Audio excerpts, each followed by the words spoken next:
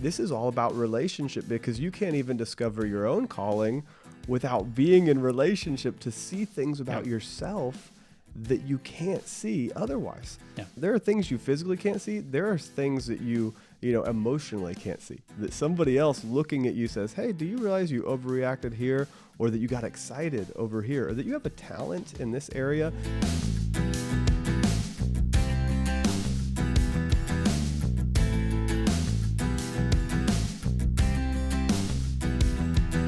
Welcome to Getting Money Right, a show dedicated to helping you achieve financial freedom through education and inspiration, so you can be free to pursue your true life's purpose.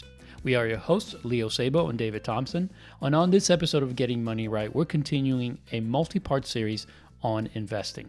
Over the last few episodes, we've covered investing basics. We talked about diversification, stocks, mutual funds, fees, risk tolerance, and how the news influences your investing decisions, and the importance of staying on your own investment path. We also talked about the American retirement mindset versus true financial freedom. So today we're going to talk about investing in yourself. Now that sounds funny because what we're actually going to do is help you to discover your identity, your calling, your purpose. And if you know what you were created to do, then you can maximize the time, energy, and resources that you invest in the best possible way to fulfill the things that you're called to. Yep. And so in a way, you're investing in yourself. But today we want you to be self-aware, to identify what's inside of you, the talents, the skills you have, the passions, the calling, so that you can live a more rich and more fulfilled life. Right. So today we're going to pull some content and ideas from the Identity Seminar, which is a seminar that I actually attended. It's actually called the ID Seminar. I attended it many years ago. Right. It really helped me personally. I had the opportunity to go to teach it to over 1,000 people in Taiwan, a couple hundred people in Japan. And then Leo, you and I taught it together in Romania a couple of years ago, and we shared it with a large group of people there. And so this is something that not only have we both personally experienced, but we've also turned around and taught 2-day seminars on this to help people.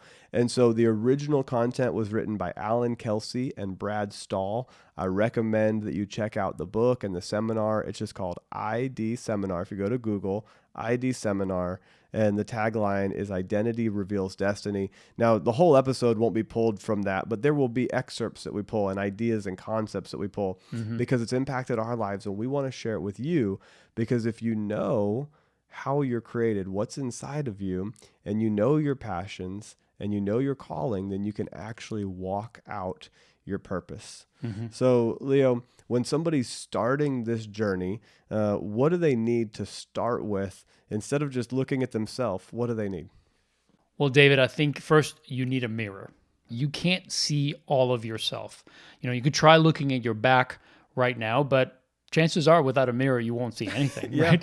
I can't see the back of my body. You could try looking at your cheekbones, for instance, and you could try looking at your eyebrows, and you might be able to see some fuzzy hair on you, but you really can't see the full picture, right? You need something or someone outside of yourself to see yourself fully. And usually this is about relationship. If you're going to discover your identity and calling, having a mentor is tremendously helpful. They see things you don't, they've been to places you haven't, and they know more people than you do. So you can also have friends and family help you identify your talents and passions based on their observations in spending time with you. Yeah, I love this whole journey because we've talked about, financial freedom, and really at the end of the day, it's usually based on serving not only your family, but going outside of yourself. Right. This is all about relationship because you can't even discover your own calling without being in relationship to see things about yourself that you can't see otherwise. Yeah. There are things you physically can't see. There are things that you emotionally can't see. That somebody else looking at you says, hey, do you realize you overreacted here? Or that you got excited over here? Or that you have a talent in this area? And so that's fun. Now, I love interacting with people in this. I also think there's a great space for assessments and surveys. Yes. So you see this all over the place. There's Strengths Finder, which is my personal favorite. We'll talk about that today. There's Myers-Briggs, which is very popular for a lot of people. There's the 4 temperaments. It's your 4 personality types. That's a very popular one, like DISC, and a few other pieces to that. There's the Spiritual Gifts Assessment. Right. If you're involved in a church or you're a believer in Christ, there is a spiritual gifts component to this as well. Yep. And so there's a bunch of great assessments out there. I don't think that one is the end all be all, but I can tell you that today we're going to talk a little bit about the Strengths Finder assessment because it gives you a list of 34 talent themes to draw from.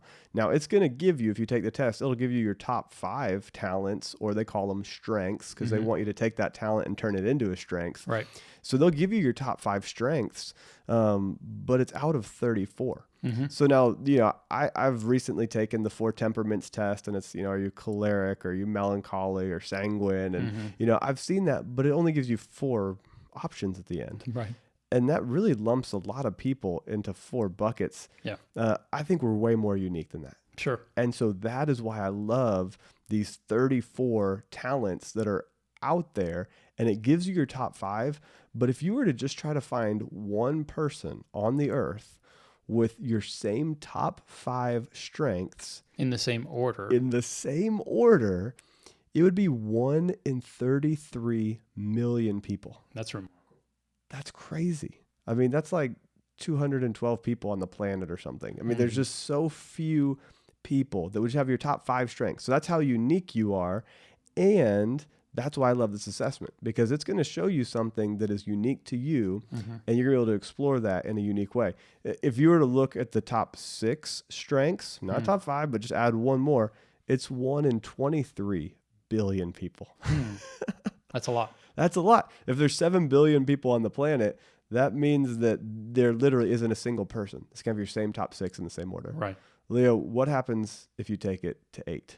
So if you take it to 8, it's 1 in 700 billion people in the world will have the same 8 strengths as you would. And what's interesting about that is, imagine right now we have about 7 some billion people on the earth. So it would require 100 Earths Filled with people. to find one other person that's just like you. Yeah. That's just to the top 8. Now, if you went to the 34, I don't know how many billions or trillions of people We're not would that have good to at be. math, Leo. No, but the point of this is that this study was done over a 40-year period, and as it was done, it was laid out in such a way that it showed the uniqueness. And part of this ID seminar that we've been part of, and that we've experienced some of this teaching, is that it actually goes into how unique we are made as human beings. And I think that's important, because something that occurred to me as we were talking just a minute ago, David, is that you said that even with finding who you are, you need other people to help you see yourself for who you are. And that just speaks to how interconnected we are, right? Yes. Our whole desire is for you to live a life that's of purpose, that you're investing in others, because that's where you'll find true joy and fulfillment, by really being focused on others and being intentional about pursuing those things that you're gifted to do, because other people need those things. And you need the things that other people have.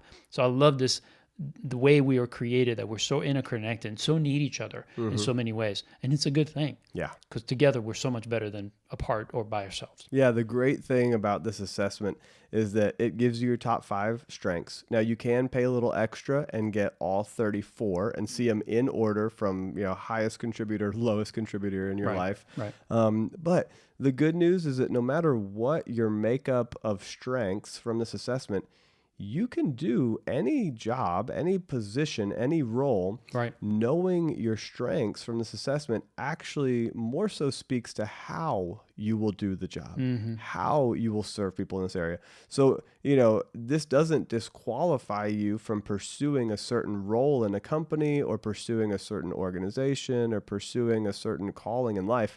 It just shows you and reveals to you the way that you'll go about achieving that goal. And so for me, my top 5 strengths is I will go about it in the way of winning others over. That's my number one. I want to help engage and win people over to ideas.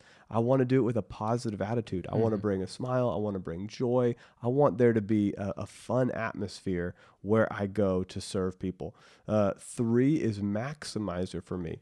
I want to take something good and I want to make it great. Yeah, that defines you to a T. Yes, yes. And I don't love to start from scratch at 0. I like to start from something that's already working, but okay, I can see this, but how do I make this amazing? Yeah. And then use it to influence people, right? And then input, I love to gather data and information. This is the input strength. I like to collect and archive all sorts of content and information. And that's part of what makes this podcast work. We both do this. Yes. We both have input. Yes, we do. But we collect and archive, and we have years of financial information and coaching experiences and classroom teaching and conference speaking and leadership development. I mean, just years of stuff that we have set up into different categories so that when we go to sit down and do this podcast, Leo, we're drawing from that repertoire of knowledge.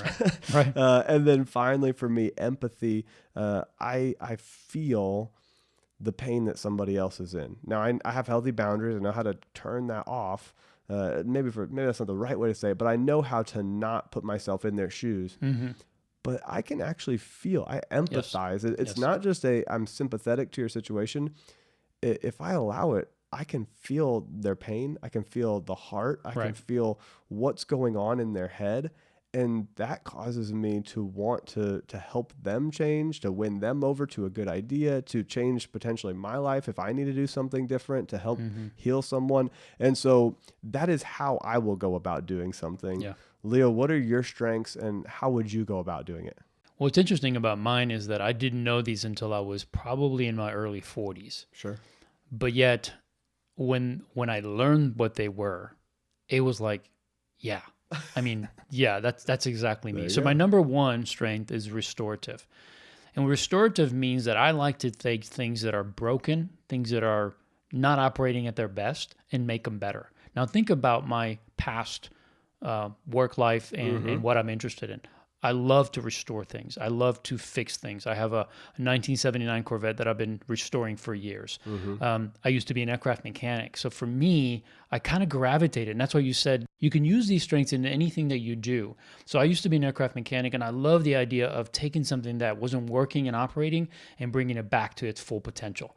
And I do the same thing with people. When I stepped into ministry, a friend of mine asked me if I would make a list of my job responsibilities and duties as a mechanic, and then my job and responsibilities as a stewardship pastor. And I just put them side by side, and I didn't know why she was asking me, but she said, I really am interested in knowing this. So I gave them to her, and then she wrote back a script, and she said, I can see how these two line up. And it just took this person to help me to see something that was very, very clear, which is in the same way that I would fix an engine, an electric system, a seat on an airplane, whatever it was, in the same way I go about the same process to help people with whatever they need. So if somebody needs their car repaired, I'm going to help them in the same way. I'm going to say what needs to happen. I'm going to do the research. I'm going to get the information, and I'm going to apply that in order to restore and to bring that back into the best state that it can be. Yeah. And when it comes to financial coaching and helping people with their finances, see, I learned from doing it the wrong way. And then by doing it the right way, I recognized just the benefit that I had. And I thought, I need to share this with other people. So my desire to restore people in the way I was restored in this area was just tremendous. That's why the passion grew so much to the point where I'm like, I want to do this full time. So I was using that strength from the moment I was born, and I still use it today. The second one is harmony. I like to bring things, again, this kind of plays with restorative a little bit because I can bring things into harmony, both from a practical sense and a physical sense, but also when it comes to relationships. I'm a peacemaker. I like to bring people together and have everybody cooperate and do things together. So that's a very, very strong strength for me. This was huge when you were leading the team that I was on, and Leo, you were my manager at the church. And I had empathy where I could feel individual people's pain points, and I could see individual people hurting, and I could help bring healing there. Yeah. But you could feel it for the whole team. When the team wasn't in unity, when there was something that wasn't completely harmonious about the actions, the things we were doing, you saw it for the whole team. I saw it more for the individual, but you were like, something's out of alignment. And you would bring the team together and you would help us go through crucial conversations, healthy conversations, to walk out things that we might be uncomfortable with and say, how do we deal with and address these issues? Yeah. And that was really cool. Yeah. Thank you for that. Yeah. I love that. And I think it was just something that like you said, I sensed it. And I thought, if we're going to operate to our best, we need to make sure that whatever's not being spoken, whatever is there, that it could just be brought into a healthy conversation so we can all be better. And that was really the intent. And it goes back to restorative. I wanted to restore or bring the team to its full potential. So love that. Another one for me, number 3, is responsibility. This is really high for me, and it kind of gets me in trouble because I tend to overcommit, and I feel literally a psychological ownership of everything that I take on. So I'm very hard on myself if I miss an appointment, or if I miss an appointment because I don't put it on my calendar and somebody's waiting at a restaurant for me, I feel horrible because it's like, I'll let this person down. I want to make it right. So responsibility is important. We need to have people who are going to do what they say they're going to do, but just realize that it can also be a negative thing if you allow it to become where you're just too hard on yourself, because everybody's going to make mistakes. Sure. So I've learned to give myself some grace, and people have been very wonderful to also give me grace. So it's given me that ability to grow there. I also have input as number 4, and then learner is number 5. And like you said, input you covered is just gathering information. And then learner is different because it's not just about being a learner for myself. I learn with the purpose of becoming an expert and teaching others. Yeah. This is why I do what I do. Sounds like you should have a podcast, Leo. Maybe. So anyway, those are my top 5. Yeah. And the input likes to go deep into certain subjects, but the learner will learn about anything and then turn around and share that information with someone else. And so to have both input and learner, Leo is one of the wisest people that I know because he is filled with great information and content and a heart to share that. So what I want to re-emphasize, we got to share a little bit of our talents and strengths, but having one of these talents doesn't mean that you can do a certain job or you can't do a certain job. Right. Leo and I actually both did the same job at the church, but from 2 different ways, right? And so we even both held leadership positions in the church and still do today in different areas. But it wasn't like a physical talent where, if you don't have eye-hand coordination, you can't play basketball. It's like, well, if you don't have empathy, you can't be a pastor. You can still serve people, but it won't be empathy that guides the way you serve them. Right. It may be strategic. It may be futuristic. It may be rearranging with the arranger strength. So anyway, I love this because it's really bent more on your personal bent, your personality, your natural characteristics. And so when you take these assessments, remember that this is a mirror that shows you something that you couldn't see otherwise. And when Leo took that test, he said it made perfect sense. Yeah. And it gave him new language to articulate and communicate to others how he's wired, what he was made to do. And that is one clue on your way to discovering your purpose and your calling, is to discover how you're uniquely and naturally gifted. Now, whenever you do one of these assessments or you work with somebody in a relationship, you have to answer honestly. Yeah. And then you've got to dig in and learn what the results mean. Yeah. If you lie to the test will lie to you, right? You can game the system. Now, many people try to discover themselves and pursue their calling, but they end up following somebody else's dream. And I've actually seen people go all out and try to build somebody else's business, right, or try to fulfill somebody else's calling. And so, Leo, I think you've put together a list of just what are some of the things that people have come and said, the reason that I pursued somebody else's dream instead of pursuing my own was this. What are some of the things that we see there? I think sometimes is that your dream may not be clear. If the dream's not clear, you're trying to figure it out, so you might be pursuing someone else's. And it's always good to look at other people for inspiration and for guidance, but then you have to return back to who are you called to be? What are you called to do? Because you cannot pursue someone else's dream. It has to be individual because you are unique in your own way. It was also easier to follow someone else's dream. That's another. It's easier, right? Yeah, like they've already started the path. They showed me the path. It's easy to do it. I was not sure how to achieve my own dream. People don't know sometimes how to even start or what that dream is. I was afraid to try following my dream. Yeah. Fear can stop us from doing the very thing we're called to do because most of the time it's not easy. Yeah. It's not easy. Stepping into a role that you don't understand, but you feel a passion and desire to do. I'm going to tell you, when I step into the role of a pastor from a mechanic, I felt totally ill-equipped for the position. Yeah. And I did not feel worthy to be able to stand before people that are older than me, more seasoned than me, more experienced or more mature than me, and give them counsel. Yeah. I felt so intimidated by that. But yet, I know that I was called to do that, and I know I had the right skill set, you know, but it took some time. So sometimes we're just afraid to follow that dream or that calling. And then last, you can feel a pressure by the expectation of others, your relatives, your friends. Yeah. And that sometimes leads you to not pursue your own dream. Yeah, I think this is just something that you need to be aware of, that as you're going through your life, if you're unclear of your own dream, you may end up just drifting towards following somebody else's or pursuing their goals in life. And we see this on Instagram and social media and Facebook, where people are actively pursuing someone else's lifestyle, actively pursuing somebody else's, dreams.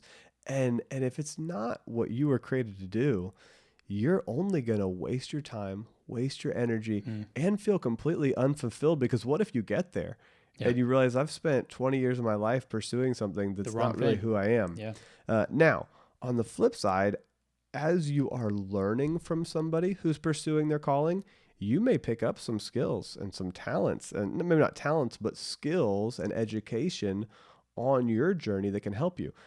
I learned a lot from leaders like Larry Burkett and Dave Ramsey and Howard Dayton and Ron Blue. And I've listened to tons of other great podcasters in the world on personal finances. Clark Howard, again, Dave Ramsey, Joshua Sheets. I've listened to other people and learned from them, but I didn't try to become them. Right. And so I've learned, I've even followed and volunteered in some of those organizations, not in the organization, but to help some people go through those guys' programs.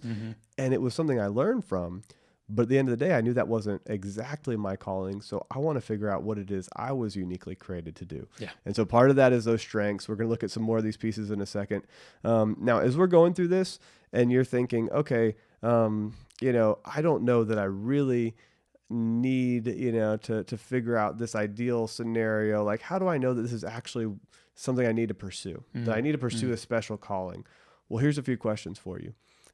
Does your job satisfy you less than it once did? If you feel less satisfied in your job, there may be something pulling you to a greater calling and purpose. Right. Are you less satisfied with your possessions? Yeah. Where you're looking around at your big house or your nice car or fill in the blank and you're like, man, I thought this is what I wanted, but really there's something else. Yeah. And you don't even know how to articulate it, but you know there's something more. Are you willing to give up your current success for a little bit more control of your own life?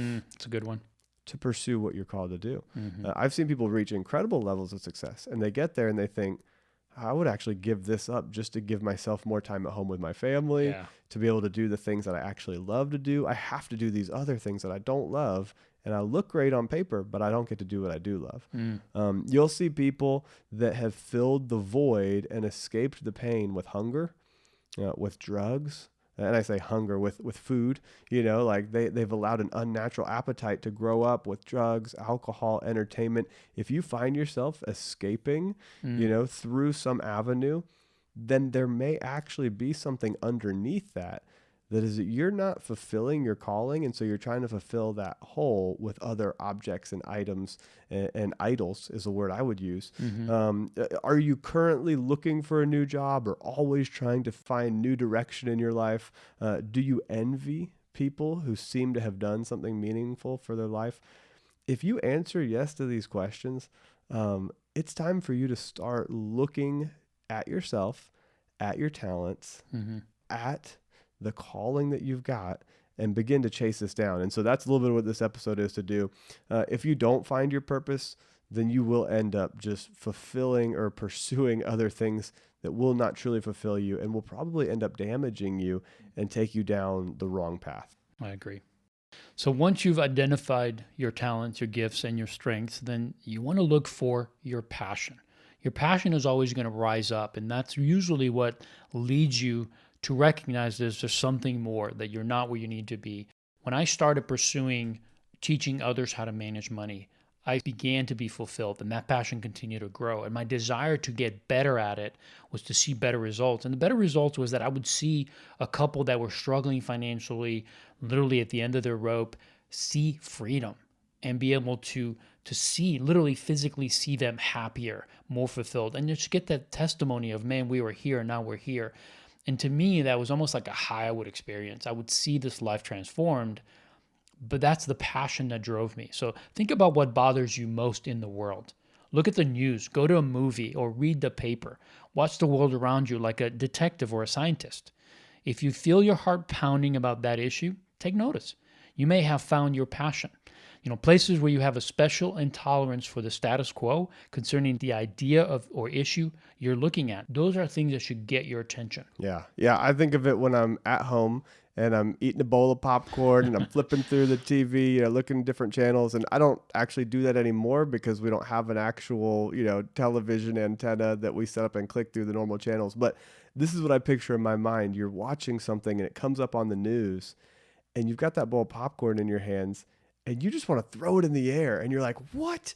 Yeah. I can't believe this is happening in the world today. Yeah. And you stand up out of your chair, you throw that bowl of popcorn in the air, and you're like, somebody's got to do something about this. Yeah. And it's not just somebody has to do something about this, but something raises up inside of you where you say, I have to do something about this. Right. I see people hurting financially. I can't let that continue on without me doing something about it. I see kids going hungry in another country. I can't just sit here anymore and let that happen. Right. I see people that are being actively trafficked for their body in another country or even in this country. I mean, there are people, sex trafficking and even slavery does exist today. And so these are things that you might see that, and there may be something that wells up inside of you when your heart starts pounding and when you can't fall asleep that night because you feel like you need to be doing something. Yeah. You may have identified a real passion. Yeah. Now, if you fall back to sleep and you don't think about it for the next 2 weeks, then it probably was just like an interest and it came to. But we're looking for that real passion, something that goes beyond your hobbies. And we all have hobbies that we're passionate about, that we're personally interested in, things that we do for enjoyment that provide a temporary high or just a temporary enjoyment. And usually hobbies are a little bit more self-focused. Right. And that's not a bad thing. I mean, it's to refresh, it's to restore yourself, it's to relax, it's for your internal health. But a real passion usually ends up focused on others. Yeah. It's how can I serve people? It has typically a long-term impact on the world or a person's life, or maybe a person's family and their generations of their family. It gives you a sense of fulfillment and lasting joy when you're operating in your real purpose.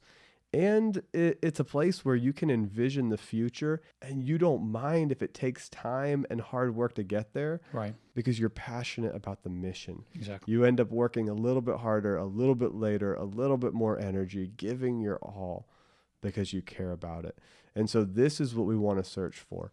Now it's interesting because as we search, there are a lot of things that will try to get in the way. Yeah, absolutely. There's what we call data smog. And you cannot be distracted by that because there's a lot of information out there. So you have to boil it down to just a few things that you're focusing on. But think of this. In the 1970s, the average person was exposed to 350 messages per day. By the year 2000, that number climbed to 3,000 and has continued to increase rapidly. Not only has the number of messages gotten bigger, but due to the competition for our minds and the new mediums available, the message has become bolder, more dramatic, and more complex in order to capture our attention. And according to one study, the average home in the US receives 11.25 hours of some media each day. That's over 11 hours of messages we invite into our home when we should be at home, a place where we recover and we're getting restored and we get rest. I love that concept of data smog. And this is something that somebody else came up with. We're just surrounded with ideas and messaging and branding and YouTube videos and newspaper articles and billboards. And you've got to intentionally invest in the things that you're passionate about, that Yeah. line up with your calling, that line up with your strengths. And so if you begin to set time aside, then you can actually pursue this instead of just, unintentionally walking through your day, letting everybody else's message hit you. Yeah. You can intentionally choose which messages you're going to receive. Yeah. And so the first step is to set time aside to pursue your calling. Yes. You've got to put something on the calendar, 30 minutes a day, 2 hours a week, 4 hours a weekend. I don't know what it is. Yeah. For me, when I began to realize this passion, and for me, it was the kind of throw the bowl of popcorn in the air moment where something just sparked in my heart. Everyone needs to understand these principles on finances. And for me, it was what the Bible says about finances, which is where the book Jesus on Money came from, because I was blown away about how much the Bible says about money and possessions. And so something just lit on fire inside of me. And so I started to serve at the church and set aside 2 hours an evening every Tuesday night. And maybe it was 3 hours because you show up an hour early, you help people for an hour and a half, and you clean up for half an hour, And right? prep time and all that. And prep time. Sure. And then I was more passionate, and so I set aside time to read a book. And then I was more passionate, and so I set aside time to go to a seminar or a conference. Yep. You've got to set aside time to pursue your calling. So this won't happen just by not doing anything specific. It's not just going to one day dawn on you and then you're just going to become aware and just fall into it. It's something that you have to pursue. It's time you have to invest, but it is something that's going to grow as you do it. I believe that as you do it, you'll experience that fulfillment and that passion continues to grow to the point where it just becomes more real to you that I need to do more of this. And it may mean that you have to transition from what you're doing as a job or as a vocation to a calling. Or it may be that you do it on the side while you still do your job. You can pursue these kind of things and still have your engineering job or whatever. I was doing that for many years before I stepped into ministry. And I know many volunteers that I oversaw that had their career, their job that they were very good at and felt fulfilled in, but they also wanted to help in this aspect. So we're all called to different levels of service in different seasons of life, but it does take intentionality. Step 2 is identifying the talents that you have that need to become strengths. Talent is a natural recurring pattern of thought or feeling or a behavior that we can apply productively. We put it to good use. A talent is a potential strength, but you have to build it. You have to work at it. You have to increase it. Yeah, it starts out as a talent, but as you grow it, it turns into a strength that has the ability to impact the world. When you're really, really operating in a strength, people notice. Yes. So once you have identified your talents, you've put time on the calendar, step 3 is to identify the knowledge that you need in order to follow through and do specific things in this world. You have to have a knowledge base. That's where the input and the learner has come in very handy for Leo and I. Those are things that are passionate for us, is to absorb knowledge. But you have to know where you are. You have to know what you're pursuing.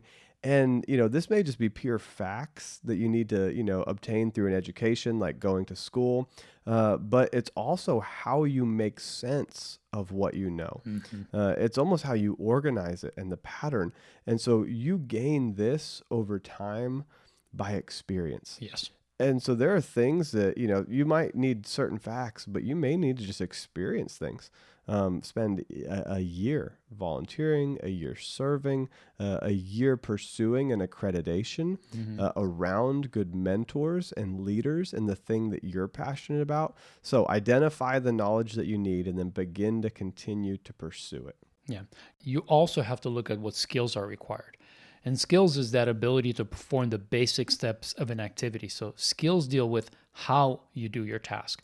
Once you've gained a skill for something, you know how to do it and you can excel at it. And skill is something that you have to work at. It's not something that comes natural.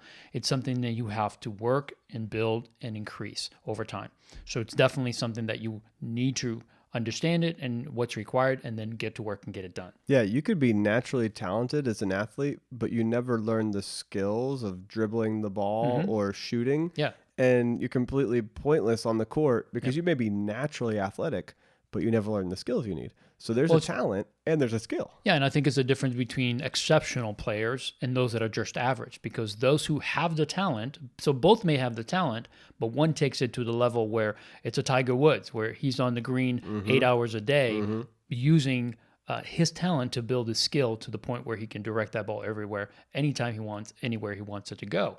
And that's the difference between being talented, but also adding skill to it. Yep. And then as you begin this journey, you really kind of want to set some goals and figure out how much experience is required to really feel like you're actually making a real difference in the area that you're passionate about, Right. to where you feel fulfilled daily as you look to serve people in this area. For some people, it may take a few years to become good at the thing that is your calling. If you're called to be a doctor, medically speaking, it takes at least 8 years. Yeah. And that's, baseline medical school, residency. But to be a great doctor probably takes 15, 20 years just to have all the knowledge and information. So realize that you might not be at the optimum fulfillment of your, specialty or your calling for a couple of years, and that's okay. Yeah. It's okay for you to learn and to grow and to serve people along the way. It's great to maybe measure this in success stories of people that you've helped and capture, I call them testimonies, where somebody kind of testifies of the things that have improved in their life based on how you served them or how you impacted them. And it's not about you. It's about the fact that you were able to serve someone else.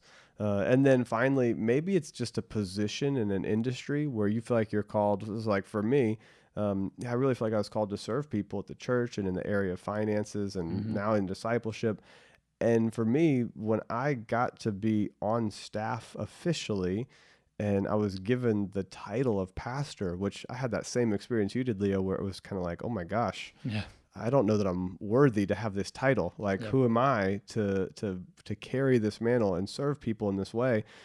But that was a major moment for me to transition from a full-time career in the, insurance and expert field of forensic engineering to a full-time ministry position. To me, that was almost like a retirement moment or a rehirement moment where I no longer felt like I was pursuing, money and finances and security in the area and position. It was like, okay, I'm at the place now where as I walk out my day-to-day life, I feel like I'm walking in that calling. Yeah. And so identify that, set those goals for yourself, and it may take time, and that's okay. The important thing is that you're starting. And as you start, as you activate your talents, as you activate your gifts, as you begin to move in this, you're going to see fruit. You're going to see movement and good things in your life. Yeah, it's excellent. The last thing that we can say is just some ideas for some free education that might help you to further identify, but also to engage in this calling. And that's, as David said, volunteering. Maybe you do an apprenticeship. We had several people that would serve on our staff for 3 to 6 months as an intern. And one of those individuals actually ended up coming on staff, and he's on staff now as a pastor. So there's no better way for you to try to see if this is for you than to actually go there, invest the time, actually do the job. No, you may not get paid for it. Maybe you'll get a small stipend, but ultimately you get to try it out, to test it out and see if it's going to work. And if it does, it's going to give you that ability to say, now I know for sure this is what I'm called to do. And you have more confidence stepping into it. So apprenticeship is a good idea. An internship is a good idea. And also following leaders in that space. As David said, both of us have engaged in learning about finances, not just from reading our own stuff or what we're thinking, but actually engaging other leaders. I listened to Dave Ramsey for years. I listened to Larry Burkett way before that. And I've read tons of books on this topic. And of course, I've read the scripture many times from front to back, and with this emphasis of what does it say about money and possessions. And so it's constantly being exposed to information and to other leaders that are in that space, because it will help you to be better at that job or at that calling that you have. And last, maybe networking. Come together with other people that are like-minded. We as stewardship leaders, we have a thing called Christian Stewardship Network. And this is a group of pastors that come together once a year and then throughout the year stay connected relationally in order to help each other in this ministry, to help build it, because it's still fairly new. And we all need help, and we all need to understand what works, what doesn't, best practices, and all of that. So network with other people that are in that space that you're thinking, this is maybe where I'm being called to really invest my life. Well, we want to thank you for joining us for this episode, and I hope that it's been a great help to you. I hope that this gives you some ideas of ways that you can invest in your own purpose and calling, either through education, through discovering your talents, your spiritual gifts, looking at your unique personality characteristics, your passions. I hope it's inspired you to go pursue some of these things. I hope that you'll share this with somebody. Take this episode, and maybe it's somebody that you're mentoring or you're influencing, and you want them to understand the importance of their calling and their purpose.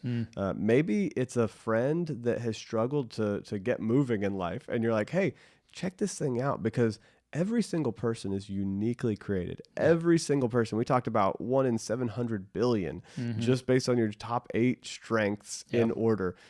That's 1 in 100 Earths. It's impossible to find someone like you and like every single person on this planet. We are so unique. And there are things that if this person doesn't stand up and do what they're called to do, I'll never be able to do those things. And so the world hurts when people don't stand up to do what they're created to do. So share this episode with somebody, put it on social media. I've actually seen a lot of people sharing our episodes on Facebook and on Instagram and a few different other platforms. You'll see me putting stuff out on LinkedIn, so you can follow us there. David Thompson, Leo Sabo. You can Google it. You can go to our website. leosabo.com is where Leo's got all his great resources.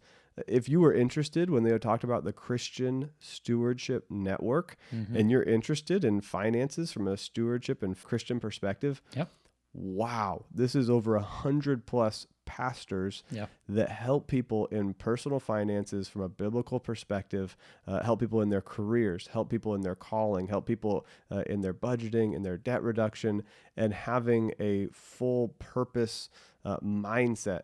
It's a cool environment. Go check it out. Over 100 people are getting together, and more than that, but just great leaders from around the world, from Australia, from the UK.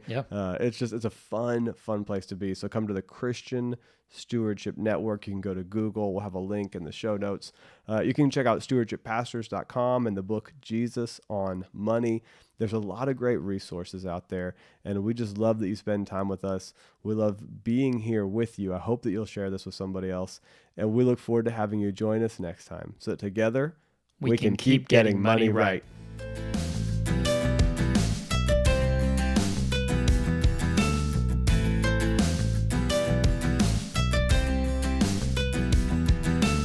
Our whole desire is for you to live a life that's of purpose, that you're investing in others, because that's where you'll find true joy and fulfillment, by really being focused on others and being intentional about pursuing those things that you're gifted to do, because other people need those things.